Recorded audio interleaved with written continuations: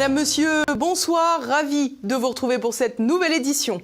Et à la une ce soir, Éric Zemmour enchaîne les rendez-vous médiatiques, mais aussi les rencontres internationales. En fin de semaine dernière, le journaliste était en Hongrie pour rencontrer Viktor Orban et participer à un forum sur la démographie. À l'instar de Marion Maréchal, nous étions au rendez-vous.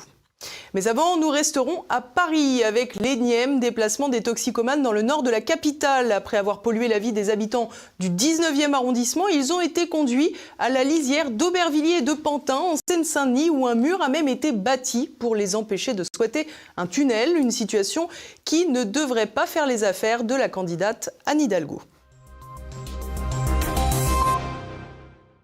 Faites place au mur de Pantin. Après le déplacement des toxicomanes du 19e arrondissement de Paris jusqu'à la Seine-Saint-Denis, un mur a finalement été construit sur ordre de la préfecture de police pour boucher un tunnel squatté entre Pantin et Paris. Thibaut Bastide avec des images de Géraud Dufayet. Une pile de parpaings et le tour est joué depuis vendredi. C'est un spectacle peu glorieux pour les pouvoirs publics qui se joue à la frontière entre Paris et la Seine-Saint-Denis. Alors que le ministère de l'Intérieur, la préfecture de police de Paris et la mairie de la capitale se renvoient depuis de nombreux mois à la balle des toxicomanes. Une décision a finalement été prise en fin de semaine dernière. Et quelle décision! Les toxicomanes ont été déplacés des abords du Jardin des Halles au lieu de consommation de crack dans le 19e arrondissement de Paris vers le nord-est à la lisière d'Aubervilliers de Pantin en Seine-Saint-Denis, soit un déplacement d'à peine 2 km. Alors nous, ça reste quand même à 2 km de chez nous, donc ça les empêchera jamais de revenir ici. Le nord-est parisien n'est jamais épargné. Moi, en face de chez moi, il y a toujours l'hôtel social où il y a des dealers et des toxicomanes. Si on passe ce pont, il y a le slip-in où on distribue des pipes à crack et il y a beaucoup de problèmes encore avec des toxicomanes. Donc le problème n'est pas réglé. Il n'est pas du tout réglé.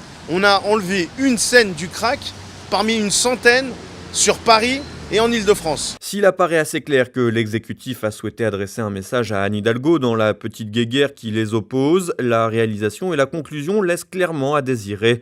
En effet, comme à chaque fois qu'il est question des toxicomanes qui polluent la vie des riverains, la seule réponse apportée est de déplacer le problème. Mais cette fois-ci, la préfecture de police est allée encore plus loin en faisant construire un mur afin de boucher un tunnel squatté par les toxicomanes et séparant Pantin de Paris. C'est une honte. Honte pour le monsieur Darmanin qui a installé ce mur-là avec la collaboration du préfet de Paris.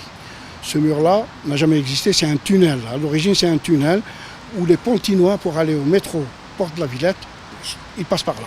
Pour aller au parc de la Villette, ils passent par là. Là, maintenant, ils ne peuvent plus passer parce que c'est fermé. Ils vont devoir passer devant le parc où il y a les toxicos. On a installé les toxicos. Alors, c'est une honte de la part de monsieur Darmanin et du préfet de nous imposer les toxicos au parc Auguste Baron. Si les autorités ont assuré qu'il s'agissait de soulager la pression subie par les habitants, mais aussi de sécuriser le tunnel du passage Forceval, l'initiative n'a pas fait que des heureux, loin de là. Venus constater les dégâts, plusieurs riverains ont vivement critiqué la construction de ce mur. Certains n'ont d'ailleurs pas hésité à le comparer au mur de Berlin. Il est le symbole, selon eux, de l'échec de la prise en charge de ces toxicomanes, d'autant que ce mur ne fait que quelques mètres de longueur. Il suffit donc de le contourner pour le dépasser, ce que ne manquent déjà pas de faire les toxicomanes et clandestins désormais présents en nombre dans le quartier des Quatre Chemins, errant partout jusque dans les couloirs du métro. Les toxicos, ils sont installés au parc. Ils n'ont qu'à passer sous le tunnel et ils viennent dans notre ville. Déjà, ça a commencé les agressions contre les commerçants. Elle a commencé. Il y a une dame qui s'est fait agresser au Franprix. Il y a une autre dame avec ses enfants, en passant avec sa poussette, elle s'est fait agresser. Il y a quand même une volonté de reconquête républicaine dans ces deux villes, que ce soit Pantin et Aubervilliers et puis le nord-est parisien. Et au final, qu'est-ce qu'on fait? On crée une grande zone de danger. On met des craqueux au milieu du périphérique avec un camp historique de migrants qui existe depuis presque 10 ans. Et qu'est-ce qui va se passer? On va avoir un bis repetita de la colline du crack. Monsieur Darmanin a expliqué en se justifiant qu'il n'y avait pas d'habitants. Est-ce que c'est vrai? Faites un tour, vous allez voir qu'il y a des cités du côté Aubervilliers et la Nationale 2 aussi, qu'il n'y a que des habitants. On est à quoi? À 50 mètres de Porte de la Villette. Ce quartier est l'un des plus pauvres de France où se mêlent délinquance, trafic de drogue et de cigarettes et prostitution. Un cocktail explosif auquel on ajoute donc un nouvel ingrédient aux plus grandes dames des habitants. C'est pas Boboland ici. Nous, on est une toute petite classe moyenne qui essayons de survivre au milieu des difficultés multiples. On est au carrefour de toutes les immigrations, on a toutes les difficultés, toutes les fragilités. Et c'est dans cette espèce de leucémie, de cancer généralisé dans lequel on injecte encore un problème pire que tout. Alors on en a marre de déporter les scènes de Rosa Parks à Porte-la-Chapelle, de la Porte-la-Chapelle à Stalingrad, de Stalingrad au pont Riquet. Et c'est toujours les mêmes zones, c'est toujours le nord-est parisien qui est infecté. Pour nous, c'est le mépris de M. Darmanin, le mépris de M. le préfet de Paris, le mépris.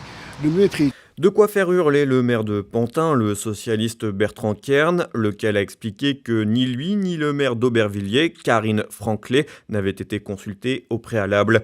Le maire de Pantin a sollicité un rendez-vous en urgence à Jean Castex pour trouver une meilleure solution, une demande pour le moment sans réponse.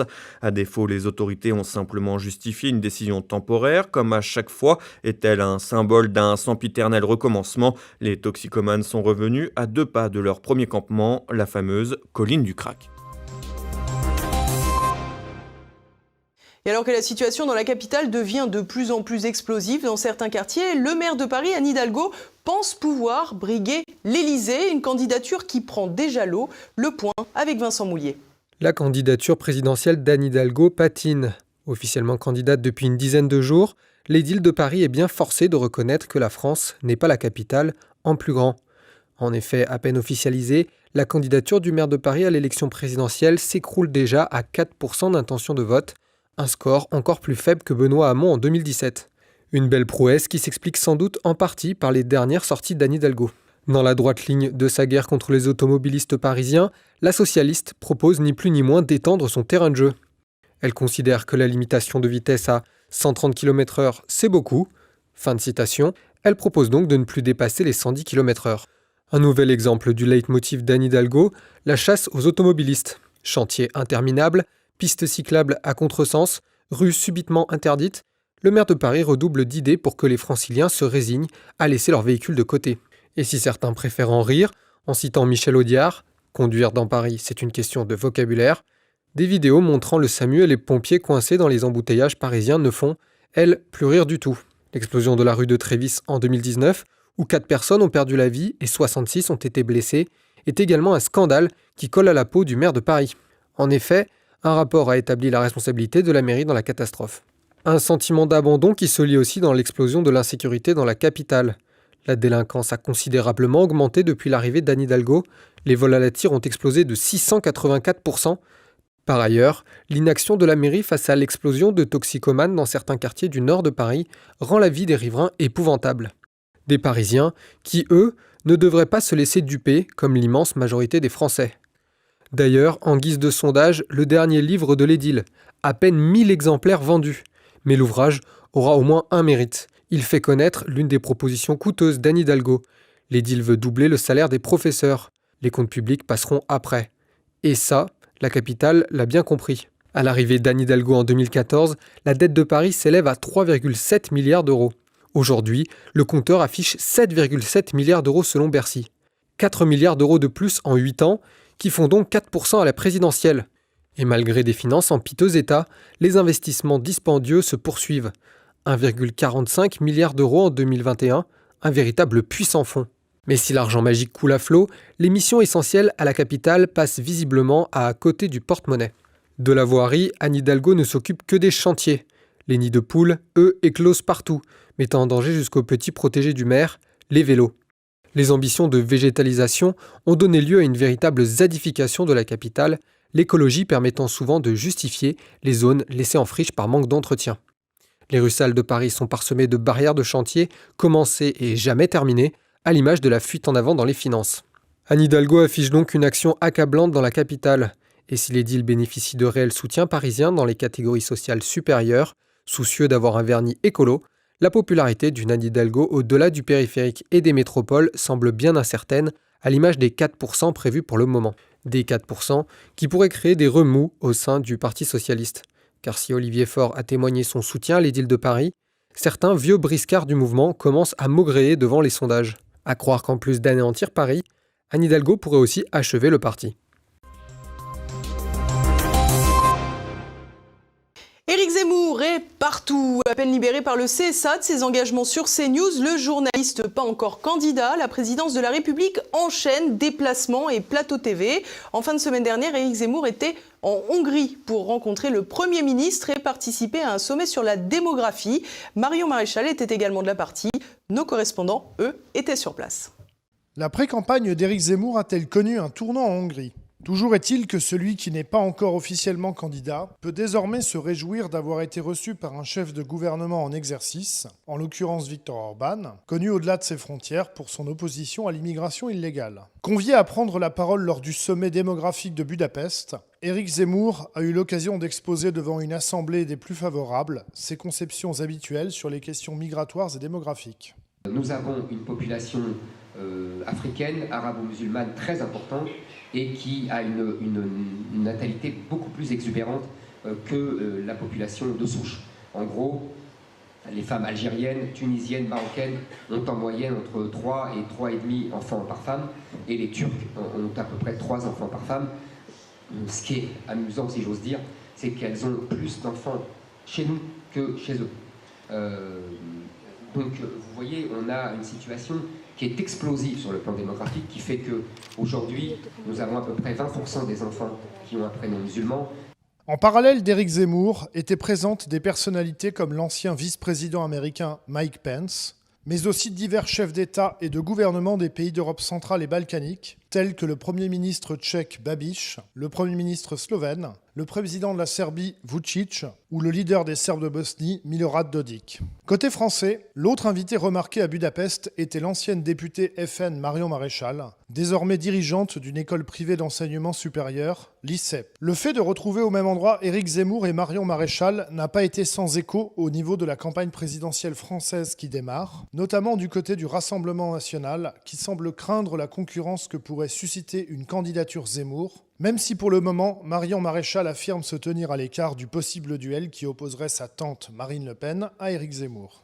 Au demeurant, ces invitations de Budapest en direction de figures de la droite identitaire française ne sont pas le fruit du hasard. En effet, depuis mars 2021, le Fidesz, le parti de Viktor Orban au pouvoir en Hongrie, a été poussé à quitter le PPE au Parlement européen. On retrouve au sein du PPE les formations de la droite classique telles que la CDU allemande ou les Républicains français. Libéré de ses obligations et en recherche de nouveaux partenariats à l'échelle européenne, le Fidesz hongrois ne se prive désormais plus de s'afficher avec des personnalités marquées comme identitaires. On remarque que cette tendance est croissante en Europe centrale et orientale, dont les gouvernements se retrouvent de plus en plus en rupture avec les dirigeants d'Europe occidentale au sujet des questions identitaires et sociétales. Quelques semaines plus tôt, en Pologne, le Forum économique de Karpacz réunissait plusieurs milliers d'invités venus principalement de Pologne et d'Europe centrale, mais également d'ailleurs. L'eurodéputé RN Nicolas B, coprésident du groupe ID au Parlement européen, figurait également parmi les invités, tout comme l'était par exemple le député En Marche, représentant les Français de l'étranger de la région. Ici, en Pologne, en Basse-Silésie, eh bien, nous sommes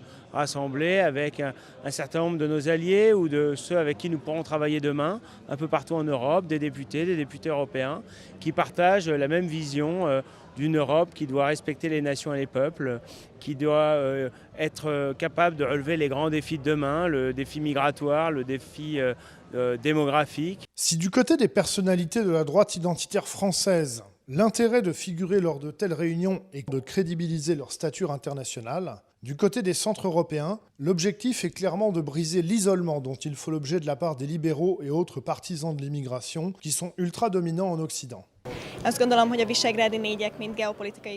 Je pense que le groupe de Visegrad, en tant que structure géopolitique, est capable de faire preuve d'une réelle coopération régionale. Pour renforcer encore cette coopération interétatique, il nous faut nous concentrer sur les domaines où nous nous entendons le mieux.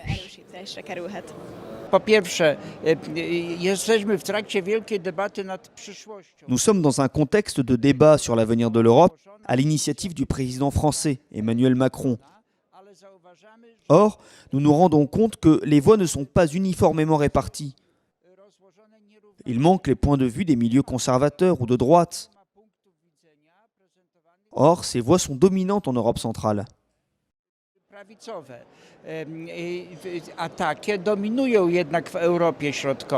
Cette semaine, Marion Maréchal poursuivra sa tournée centre-européenne en se rendant en Pologne, à l'invitation du collège Intermarium, qui organise un colloque au sujet de la cancel culture, ou culture de l'annulation. À la différence de son déplacement à Budapest, il ne devrait toutefois pas y avoir d'interférence de la campagne présidentielle française, et Marion Maréchal ne devrait cette fois être sollicitée qu'au sujet du développement des partenariats internationaux de son établissement d'enseignement supérieur.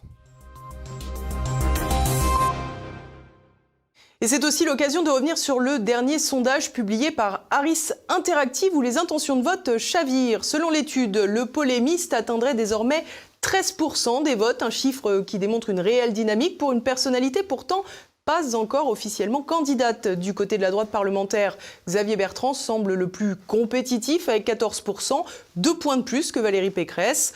L'ancien commissaire européen Michel Barnier recueille quant à lui 8% d'intention de vote. Dans l'hypothèse où ce dernier serait le candidat des Républicains, Éric Zemmour obtiendrait alors 14%. L'autre progression affichée par ce sondage est également celle du candidat insoumis, Jean-Luc Mélenchon. Il est crédité de 13%, un score revigoré visiblement grâce aux lumières médiatiques avec le débat contre Éric Zemmour. Du côté de Marine Le Pen, l'évolution semble vers la baisse puisque l'ex-président du RN engrange seulement 16% d'intention de vote. Seul candidat affichant un score au-delà de 20%, le président de la République qui réunirait entre 23 et 26% selon les configurations. Du côté de Nicolas Dupont-Aignan, on oscille entre 2 et 3%. Arnaud Montebourg est également testé. Il obtient 2% des sondés. Florian Philippot, 1%. Du côté de la gauche, Anne Hidalgo remonte à 7%. Yannick Jadot, tout juste victorieux de la primaire des Verts et qui nous prive de la présence de Sandrine Rousseau pendant les débats présidentiels, est quant à lui testé à 6%.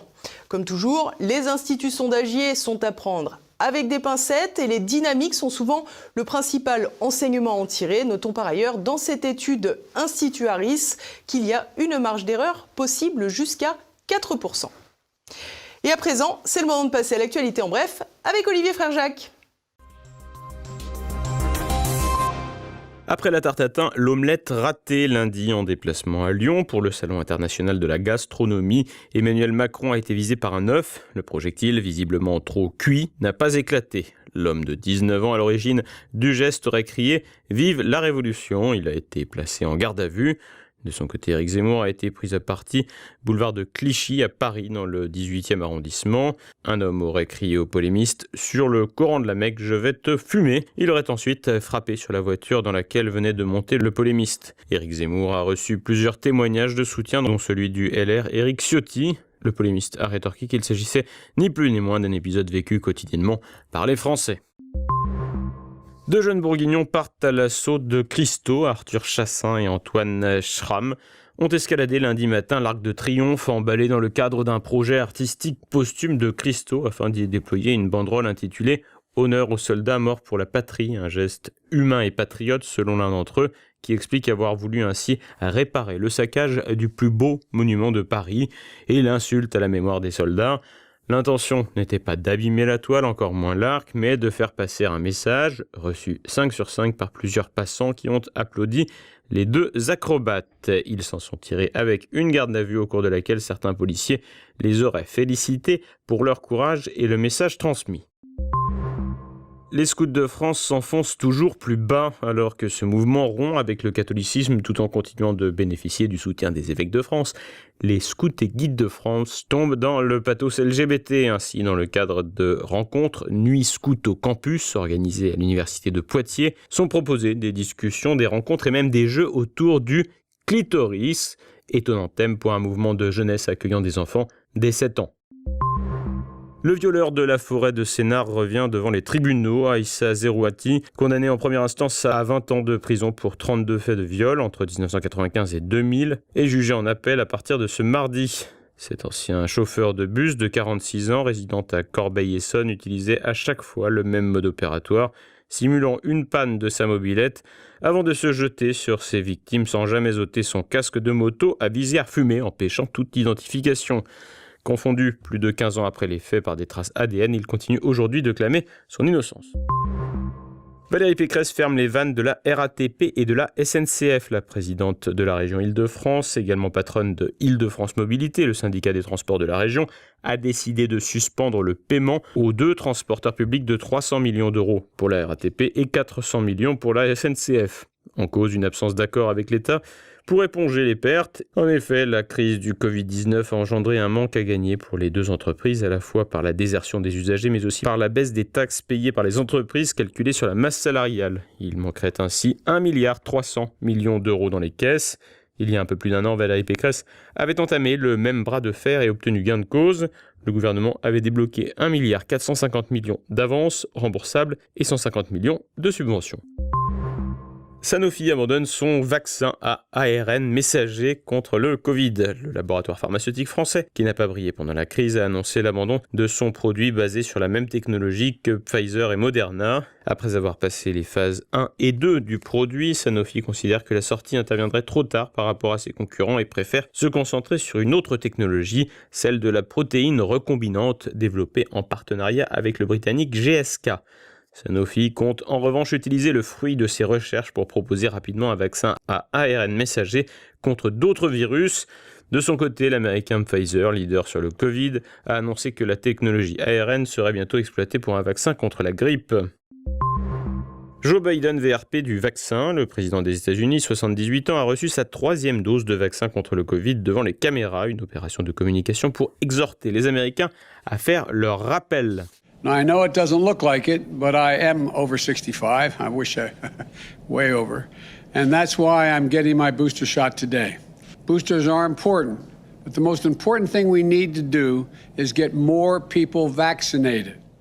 Aux États-Unis, 56% de la population est complètement vaccinée, un taux très différent selon les États. En effet, 68% des habitants du Massachusetts ont un schéma de vaccination complet, contre 51% des Texans ou encore 45% dans le Tennessee.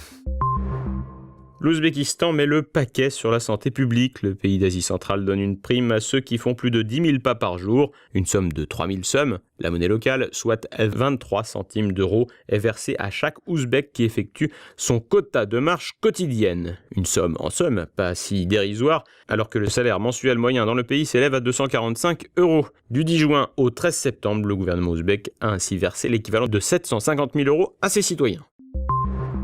La British Army a appelé en renfort pour approvisionner le Royaume-Uni en essence. Depuis l'annonce la semaine dernière de la fermeture de plusieurs stations-service dans le pays, la pénurie de carburant s'est encore aggravée. Sous l'effet de la panique, les automobilistes britanniques se pressent à la pompe. En cause, un problème de ravitaillement avec des camions-citernes qui manquent à l'appel.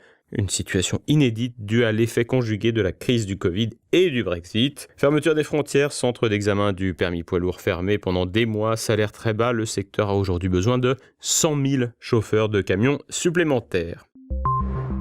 R. Kelly, coupable de trafic sexuel, le chanteur américain de 54 ans, connu pour son tube mondial I Believe I Can Fly, était jugé depuis plus d'1 mois pour extorsion, exploitation sexuelle de mineurs, enlèvement, corruption et travail forcé sur une période allant de 1994 à 2018. Déjà en détention provisoire, R. Kelly ne connaîtra sa peine de prison que le 4 mai 2022. Il risque la prison à vie. Et voilà, on arrive déjà à la fin de cette édition. Dans un instant pour le Zoom du jour, Gabriel Privat nous présente son 2e roman, Le 3e exil, sur Napoléon, l'esclavagisme et le communautarisme. Chez certains, qui s'érigent en porte-parole de tout leur groupe, sans se préoccuper de savoir s'ils sont représentatifs ou non, il y a visiblement une volonté de revanche. Une volonté de revanche, une volonté un petit peu hargneuse, qui là, n'a plus rien à voir avec la charité chrétienne, qui se mélange avec un militantisme politique hérité du marxisme, dans sa variante trotskiste, telle qu'on l'a connue en France à partir des années 70-80. Et c'est un mélange un peu détonnant, parce que le militantisme marxiste ou gauchiste n'a pas à l'origine grand-chose à voir avec le combat antiraciste qui lui-même dérive là dans une espèce de démarche hargneuse qui n'a plus rien à voir avec une volonté d'origine de défense des droits ou contre les discriminations. Ce soir, découvrez également un nouveau numéro de La Petite Histoire. Cette semaine, Christopher Lannes nous parle du maréchal Lannes, surnommé l'Achille de la Grande Armée. Aujourd'hui, on va parler d'un chef de guerre exceptionnel, l'un des rares vrais amis de Napoléon qui était l'incarnation de la bravoure et qu'on surnommait l'Achille de la Grande Armée et dont l'empereur disait qu'il était l'un des militaires les plus distingués qu'ait eu la France. Il a participé à quasiment toutes les victoires glorieuses de l'Empire et s'est distingué un nombre incalculable de fois par ses talents de tacticien et sa capacité surhumaine à mener les hommes à la victoire. Il a été tué au combat en 1809, ce fut le premier maréchal d'Empire à tomber et l'empereur en fut très affecté.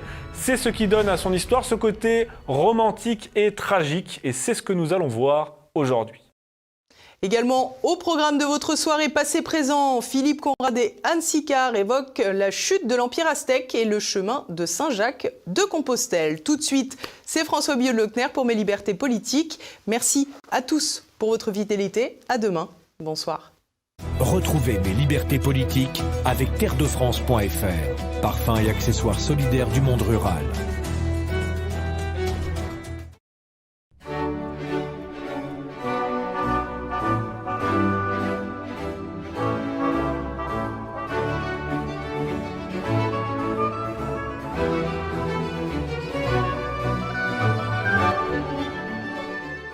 Votre petit dernier collectionne les figurines de Spider-Man et autres Batman.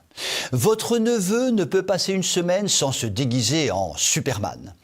Eh bien, j'ai le regret et la tristesse infinie de vous annoncer qu'une fois de plus, il va falloir ouvrir grand les écoutilles et changer de programme parce que ces personnages incontournables de l'univers des cours de récréation pourraient bien, à leur tour, devenir les nouveaux héros de la propagande LGBT.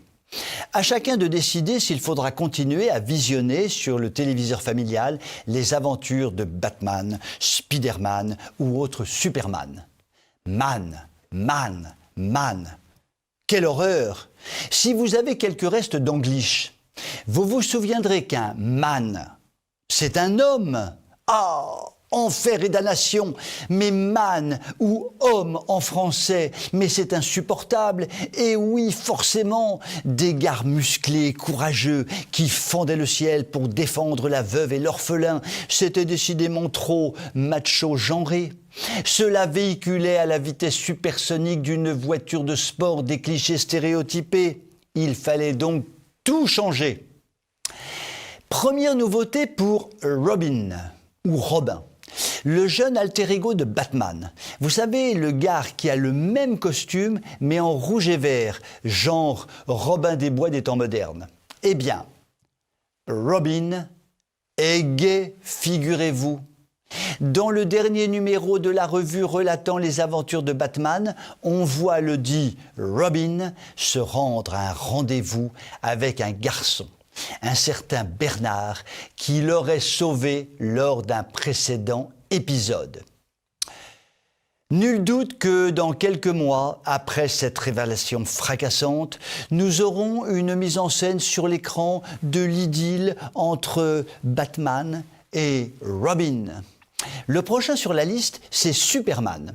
Lui aussi va faire sûrement son coming out, comme on dit, dans les prochaines semaines. Il paraît que les fans sont ravis. Pour Spider-Man, je n'ai pas encore de confirmation, mais je suis l'info et soyez-en sûrs, dès que j'ai le tuyau, vous serez les premiers prévenus. TV Liberté a toujours été, est toujours et sera toujours la télévision la mieux informée du monde. Je vous souhaite une excellente soirée.